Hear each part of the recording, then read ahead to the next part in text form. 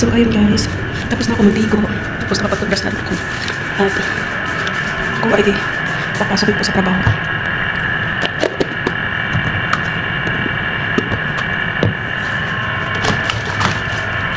Nag-ayos na ako ng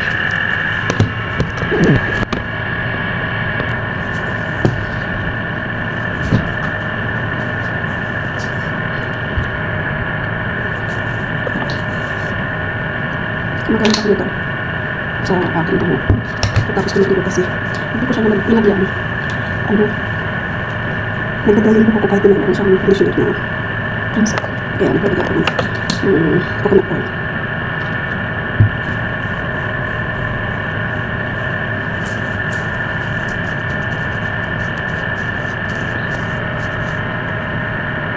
Ano guys, grabe yung lagas ng buhok ko. Araw-araw ito against the white time. Siya na sa ilaw ko sa buhok ko.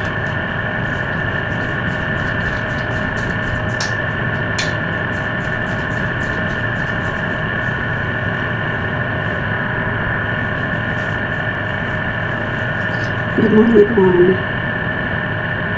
Ngayon po ay araw ng Sabado. Pagkatapos ko nito mag-almusal at magliligis sa aking hagdan.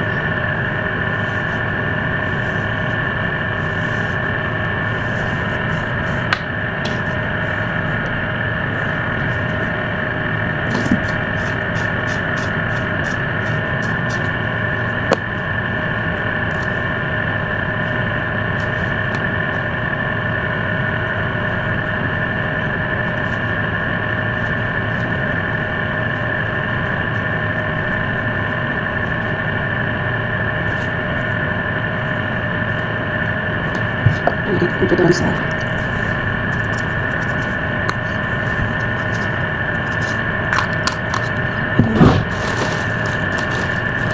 tapos ginagamit ko sa akin.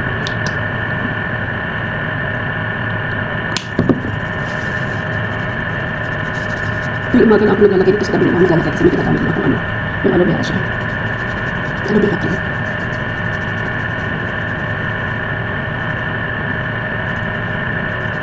Ano ba guys, nung bago ko dumating dito sa kwarto, napuno to ng tagyawat dito sa mukha ko. Pati yung mukha ko na yan, sobrang itim talaga yan hanggang dito. Buti nga nawala na. Dito na lang pantuan, bilang na lang namin dito pa rin siya mawawala. Iwan kang bakit.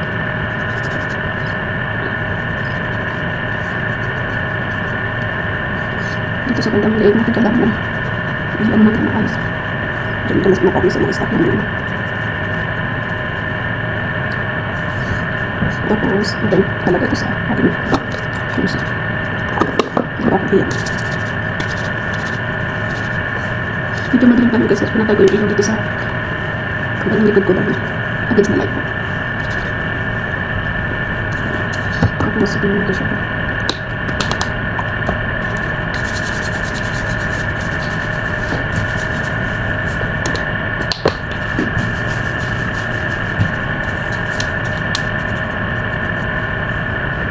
Ito lagay naman ako ng cream president sa kaka.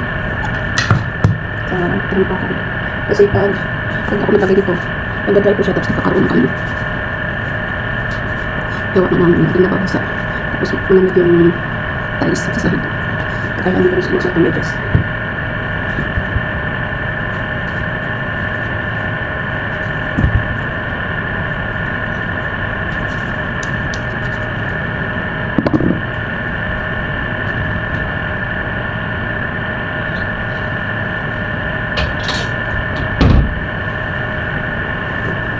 Magsusot din kami nito.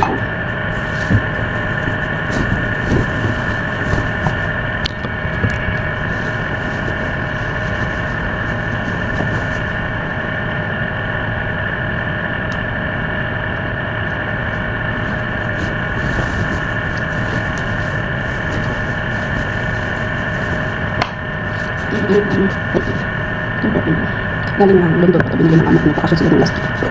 Ayan, tapos kami sa clinic. Hindi ko itong bata. Medyo magulo. Kaya kasi dapat na ng bata ko dito. Ayun po, may niligahan ko. Tinanggal ko yan sa higaan ko dahil yung higaan na ginagamit ko. Pakaingay pag natulog ka, sumasayaw-sayaw siya. Kaya tinanggal ko naman kaya dyan ako nag sa sahig. Eh okay naman kasi dalawang po naman yan, binato-bato. Yan guys, ngayon dahil tapos na tayo mag-ayos ng mga gamit at nakapag-ready na rin ako. Mababa na po tayo at pupunta ko sa kusina at mag-ayos ako. Hindi ko lang mga gamit ko. Charger, stand ng cellphone ko, etc. Hindi ko madadala kasi ang taas na ng kwarto ko nandito pa ako sa third floor kaya nakakapagod bumaba ako.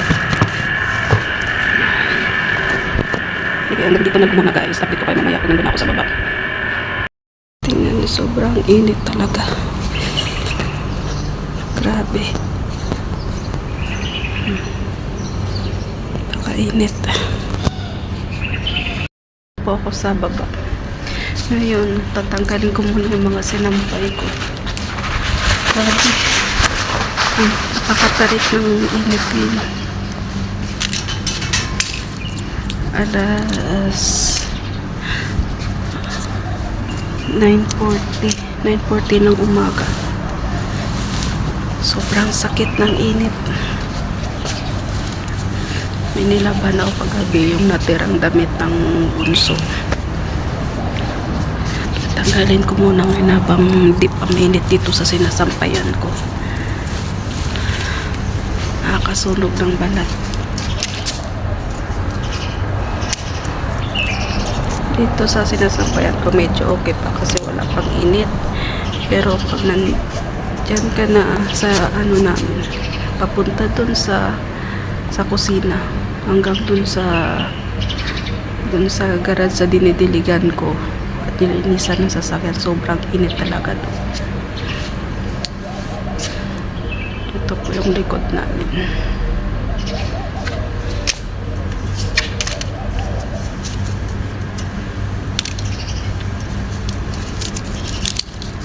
Kaya ginagawa ko pag naglalaba ako ng mga damit tuwing hapon.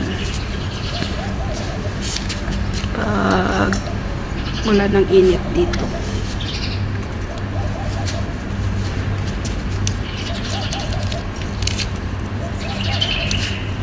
Grabe yung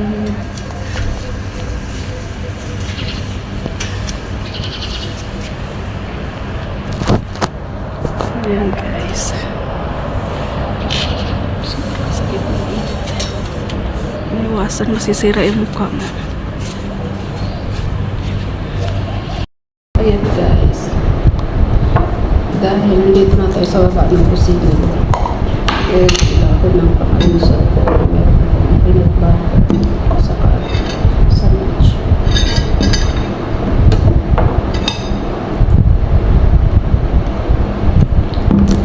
Nag-init din ako ng tubig. Nag-iinom ako ng gatas. Ganito lang kasi yung almusal.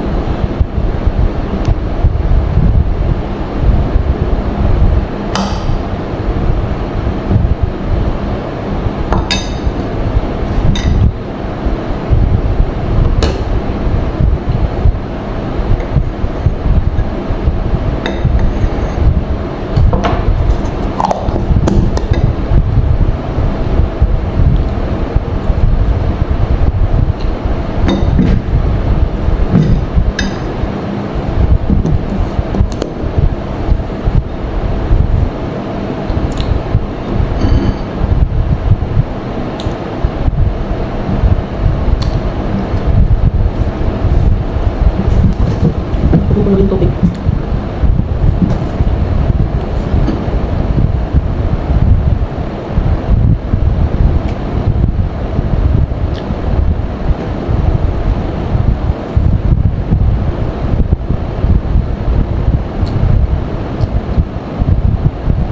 Bagsak matagal ko na kinakain ko sandwich tsaka gatas.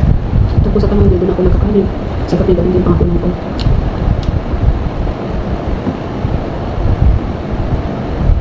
Tapos ano yung pinapanahan? Yung nag-aalis ako ng kanin. Minsan sa tanghali na ako nagkakanin. Ganun.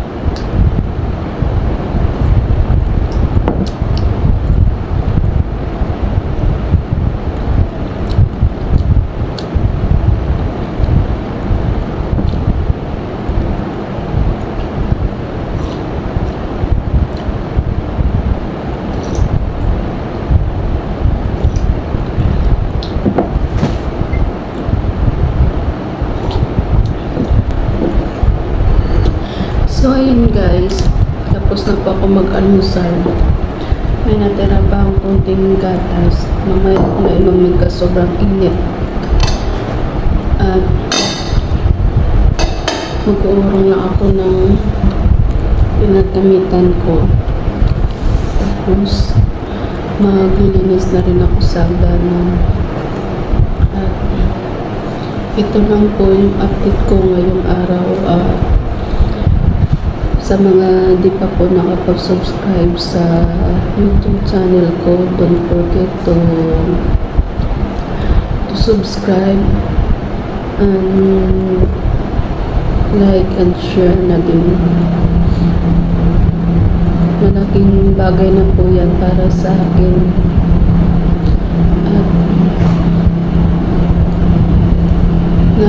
At na-share ko po sa inyo yung mga kaganapan ko ngayong umaga dito. At yun na lang guys. Maraming salamat po sa mga nanonood.